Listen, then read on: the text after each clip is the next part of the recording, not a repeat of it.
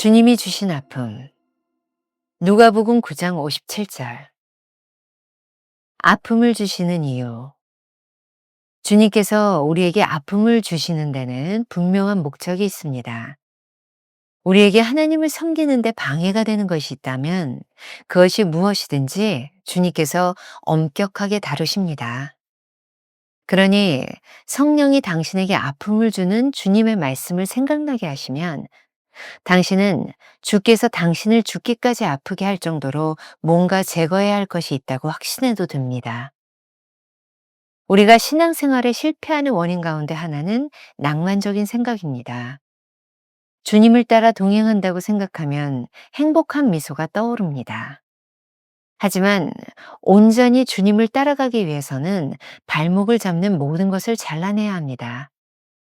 잘라내지 않고 붙들고 있으면 중요한 순간을 만날 때마다 걸림돌이 될 것입니다. 주님을 따르기로 할 때는 가서 잘라내고 포기할 것이 분명 존재합니다. 엄격한 부르심. 주님을 따르는 데 있어 가장 중요한 것은 주님과의 관계입니다. 다른 어떤 것도 목표가 될 수 없습니다. 부르심의 시작부터 우리는 주님을 따르는 이유를 분명히 해야 합니다. 우리는 예수 그리스도를 향한 충성 대신에 가족들에게 민감한 충성을 앞세워 예수님을 맨 끝에 둡니다. 충성에 갈등이 생길 때 어떤 희생을 치르더라도 예수 그리스도께 순종하십시오. 주님은 사역을 핑계로 가족에 대한 의무를 저버리기를 원하시지 않습니다. 하지만 인생에서 반드시 선택해야만 하는 순간이 찾아옵니다. 그때가 되면 우리는 어디에 충성하고 있는지 분명히 해야 합니다. 우리 인생에 아무 문제 없이 완전히 준비된 상황은 없습니다. 주님의 엄격한 부르심은 작별 인사를 할 여유도 주지 않습니다. 주님의 부르심이 확실할 때는 작별의 여지도 없습니다. 부르심은 따라가는 것이지 멈춰 섰다가 다시 갈 수 있는 것이 아닙니다. 김병삼 목사의 매일 만나 365, 오늘은 9월 27일 주님이 주신 아픔이라는 제목으로 말씀을 나누겠습니다. 첫 번째 주제, 아픔을 주시는 이유. 오늘 묵상도 이전 세 번의 말씀과 동일하게 고 시리즈로 묵상이 연결되어 있습니다. 이전 말씀, 준비를 위해 가라, 바른 관계를 위해 가라, 이 말씀과 더불어 오늘은 포기하기 위해 가라, 그런 말씀의 묵상입니다. 누가복음 9장 57절, 길 가실 때 어떤 사람이 여짜오되 어디로 가시든지 나는 따르리이다. 그런데 이어진 주님의 말씀은 그의 의지를 좌절시킬 만큼 혹독한 말씀이었습니다. 누가복음 9장 58절, 예수께서 이르시되 여우도 굴이 있고 공중의 새도 집이 있으되 인자는 머리 둘 곳이 없도다 하시고, 그리고는 아버지를 장사하고 주님을 따르겠다는 사람과 가족에게 작별을 구하고 오겠다는 사람에게 너희는 하늘나라에 합당치 않다라고 차갑게 말씀하셨습니다. 꼭 그렇게까지 냉담하게 말씀하셔서 주님을 쫓을 수 있는 기회를 놓치게 하실 필요가 있었는지 이의를 제기할 수도 있을 것 같습니다. 하지만 우리가 깨달아야 하는 것이 있습니다. 주님께서 우리에게 아픔을 주시는 분명한 목적이 있다는 것입니다. 우리에게 하나님을 섬기는데 방해가 되는 것이 있다면 그것이 무엇이든지 주님께서 엄격하게 다루십니다. 오늘 주님께서 이렇게 말씀하신 이유는 이들의 마음속에 무엇이 자리 잡고 있는지 분명하게 아셨기 때문입니다. 그러니 성령이 당신에게 아픔을 주는 주님의 말씀을 생각나게 하시면 당신은 주께서 당신을 죽기까지 아프게 할 정도로 뭔가 제거해야 할 것이 있다고 확신해도 됩니다. 챔버스의 말이었습니다. 그렇습니다. 주님께서 우리를 아프게 다루신다면 우리 안에 제거해야 할 무언가가 있음을 분명히 알아야 합니다. 사실 우리가 신앙생활에 실패하는 이유 가운데 하나는 아주 낭만적인 생각입니다. 주님을 따라 동행한다고 생각하면 행복한 미소가 떠오릅니다. 하지만 온전히 주님을 따라가기 위해서는 발목을 잡는 모든 것을 잘라내야 합니다. 여기서 제가 잘라낸다라는 표현을 썼습니다. 잘라내지 않고 붙들고 있으면 중요한 순간을 만날 때마다 걸림돌이 될 것이기 때문입니다. 제가 어릴 적 기억이 났습니다. 당시 저희 아버님은 군목으로 사역을 하고 계셨습니다. 저희 아버님은 군목 시간에 그 기간에 하나님의 은혜를 다시 한번 체험하고 그 당시에 헌신을 다짐하셨습니다. 그리고는 집 밖으로 나가셔서 집에 가지고 계시던 낚싯대와 바둑판을 쪼개버리셨던 기억이 생생합니다. 그리고 하나님께서는 저희 아버님을 그 당시에 한국의 유명한 부흥사로 사용하셨습니다. 주님을 따르는 것이 낭만이 아니라는 말은 주님을 따르기로 할 때 가서 잘라내고 포기할 것이 분명히 존재한다는 뜻입니다. 우리가 기억해야 될 한 줄 노트. 주님께서 우리를 아프게 다루실 때는 이유가 있습니다. 주님은 누구보다도 우리의 속 마음을 정확하게 꿰뚫고 계시는 분입니다. 두 번째 주제, 엄격한 부르심. 주님께서 오늘 당신을 따르겠다는 사람들과 나눈 대화 중 세 가지를 조금 더 깊이 살펴보겠습니다. 먼저 여우도 굴이 있고 공중에 새도 집이 있으되 인자는 머리 둘 곳이 없도다 라는 말은 즐겁게 주님을 따르려던 사람들에게 찬물을 끼얹는 것과 마찬가지였죠. 예수님을 따라 살면서 좋은 집에서 살고 여유를 즐기고 취미 생활도 하면 안 되는 걸까요?